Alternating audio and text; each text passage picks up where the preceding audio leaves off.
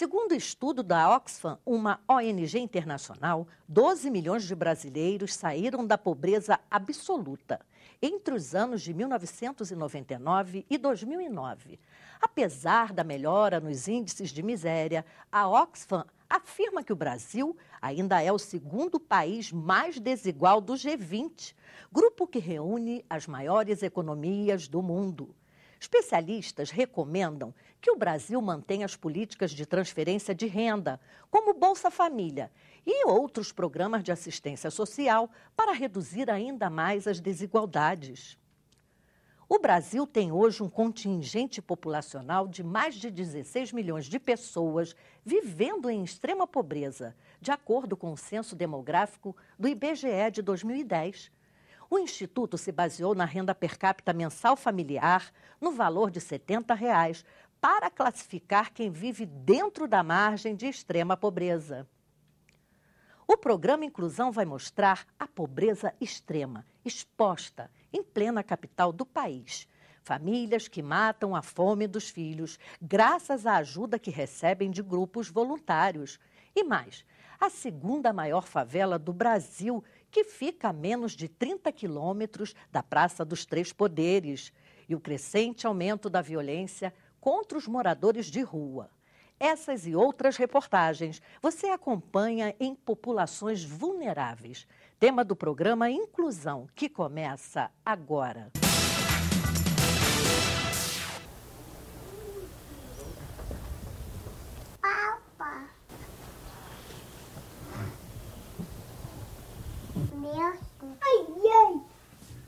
Olha, mamãe, todo meu vem pra cá. Tem dois meninos aqui.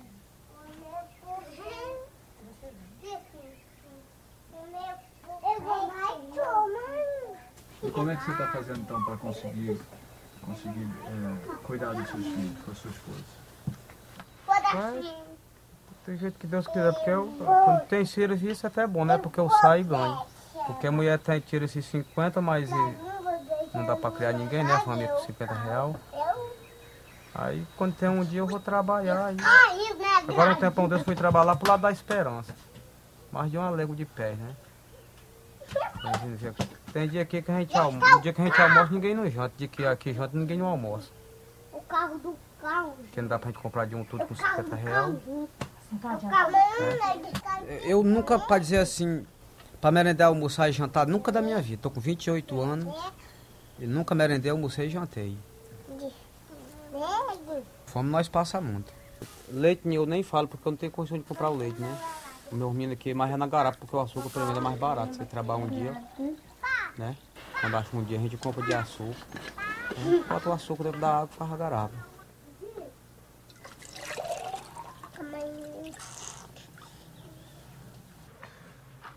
Essas são imagens reais e fortes, desconhecidas para muitos brasileiros. Elas fazem parte do documentário Garapa, do cineasta José Padilha.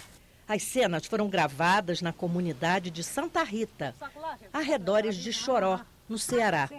E este ainda não é o estado mais pobre do país. Quantos milhões de brasileiros ainda existem, assim, em extrema pobreza? Estatísticas publicadas pelo governo são 16 milhões de pessoas, entendeu?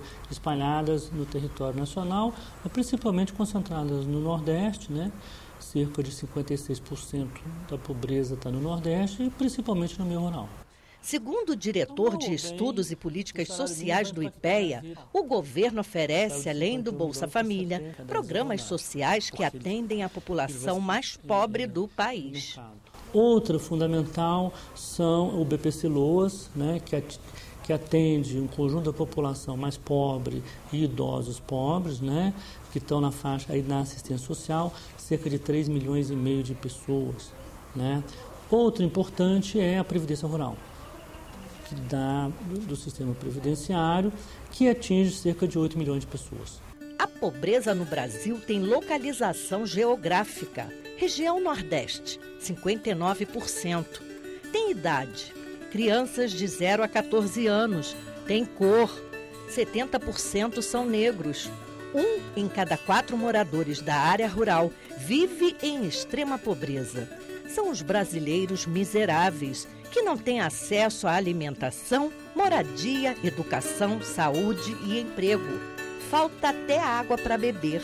No Nordeste, a gente tem uma pobreza mais disseminada, né, muito concentrada na região rural. Na maioria dos estados, a pobreza está relacionada com... Tem muita pobreza no urbano, mas existe uma pobreza mais concentrada no rural, uma pobreza que tem outras características também, a falta de acesso a serviços, né, como educação e saúde, a falta de acesso à infraestrutura, né, seja de consumo, seja de produção, como por exemplo água, né, e uma das metas, das grandes metas do Brasil Sem Miséria é a questão da distribuição de água para comunidades rurais e para residências isoladas. A gente está falando de 750 mil cisternas a serem instaladas até o ano que vem, né, praticamente resolvendo a questão da água no rural e nas comunidades mais isoladas.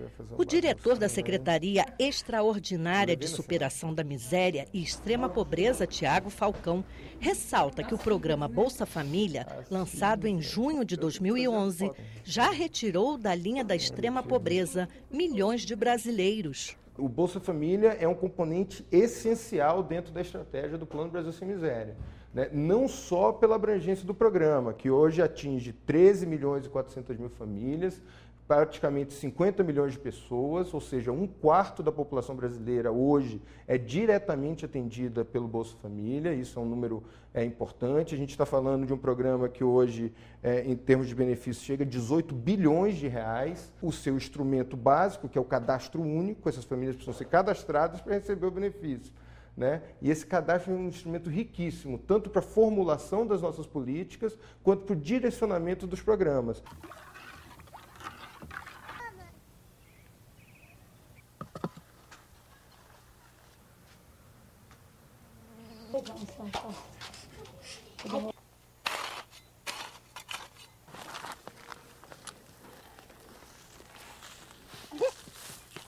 A intolerância com os excluídos já ultrapassou limites e virou caso de polícia.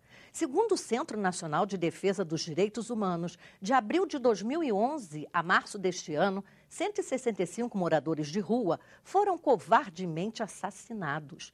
Esse número representa uma morte a cada 2 dias. São Paulo, Paraná, Minas Gerais e o Distrito Federal registram o maior número de casos de violência contra moradores de rua. Embora expressivos, os números não traduzem a real violência a que estão expostas pessoas que vivem o drama do abandono das ruas. Mulheres idosas são violentadas e homens espancados até a morte. O Brasil deveria estar de luto com os bárbaros assassinatos que vêm ocorrendo contra a sua gente. Não bastassem o drama da mais absoluta miséria e o abandono a que são submetidos, moradores de rua pagam com a própria vida o nível mais absurdo da intolerância de alguns. As vítimas são pessoas que não têm o que comer e nem onde morar. Por falta de opção, viraram catadores de lixo. Vivem do pouco que conseguem tirar com a venda de material reciclável. Hoje nós temos problemas com atenção aos direitos da população em situação de rua. A rede de saúde dificilmente chega a essa população. Essa população se torna invisível estatisticamente, politicamente. Então essa população, quando ela vem e recebe um amparo de uma política pública, uma política de assistência por meio de uma unidade de acolhimento, ela surge, ela começa a ter acesso, ela começa a ter condição de dignidade, de adquirir e usar o seu direito. Enquanto não recebem a devida atenção de entidades públicas competentes, centenas de famílias procuram abrigo debaixo de árvores, pontes e dormem sob caixas de papelão. São cidadãos vulneráveis à temida ação do tempo e à do homem. Só neste ano, a capital do país registrou em menos de 2 semanas o assassinato de 4 moradores de rua. Eles foram covardemente mortos enquanto dormiam. Eu sempre sou daqueles que acham que essas pessoas podem serem recuperadas para o convívio permanente com a sociedade.